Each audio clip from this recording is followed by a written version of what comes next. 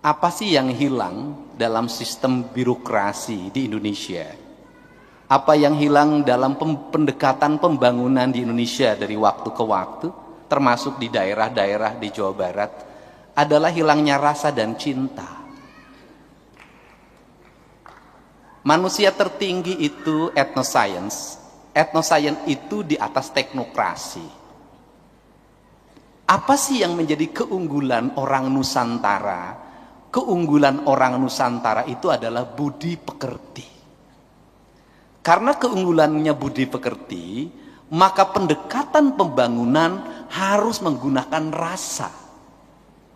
Karena dari rasa lahirlah rumasa, kalau dalam teologinya orang Sunda.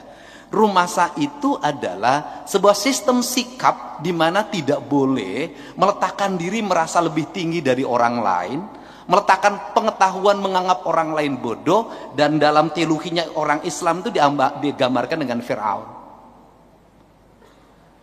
Apa yang ada dalam pikiran kita yang merasa pinter jadi birokrasi ini adalah menganggap kaum tradisi itu orang-orang yang tertinggal. Menganggap kaum adat itu orang-orang yang bodoh.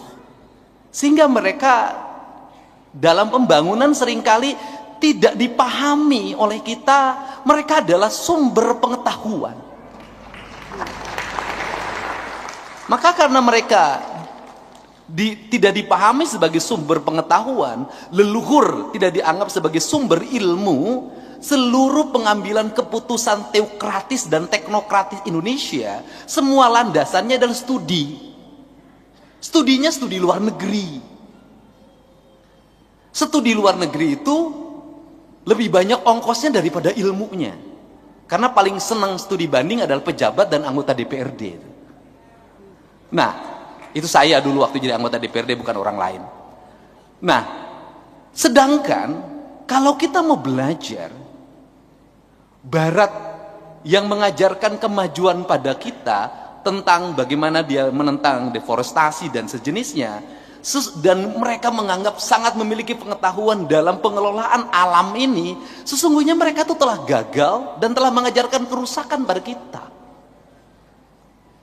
Leluhur kita berabad-abad mampu bertahan sebagai masyarakat budaya, sebagai masyarakat adat, berabad-abad. Pertanyaannya adalah, berulang-ulang saya ngomong, Indonesia merdeka sudah berapa tahun? 80 tahun. Dari 80 tahun ini penurunan sumber daya alam, hilangnya logam mulia, terjadinya kerusakan di hutan, terjadinya kerusakan di laut, terjadinya kerusakan sungai, itu udah berapa? Artinya bahwa kita dalam 80 tahun ini telah menurunkan daya dukung lingkungan, dan hampir kita tidak bisa menitipkan lagi negeri ini secara baik pada anak cucu kita.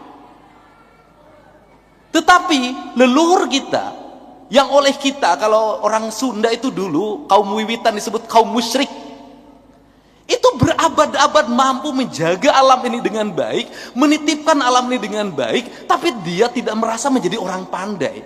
Bayangin. Salah satu kebodohan kita adalah menganggap rendah pengetahuan yang bersumber dari leluhur, menganggap rendah kaum adat.